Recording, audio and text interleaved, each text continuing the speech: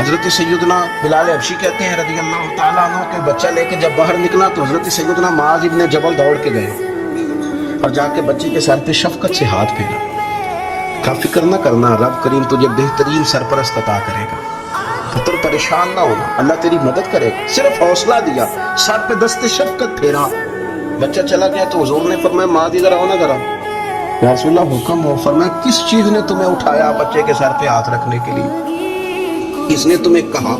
किस चीज ने तुम्हें उठाया जो तुम बच्चे तक पहुंच गए? अर्ज की या रसूल अल्लाह, वो जो मेरे दिल में अल्लाह ने यतीम के लिए रहमत रखी है ना, उसने मुझे उठाया था। और मैंने जाके उसके सर पे दस्ते शफकत फेरा तो हुजूर फरमाने लगे सुन, फिर जो किसी यतीम के सर पे खाली हाथ भी फेर दे, जितने बाल उसके हाथ के नीचे आएंगे ना, रब उतनी खताएं माफ करेगा, उतनी नेकियां देगा, उतने दर्जे उसको बुलंद कर देगा।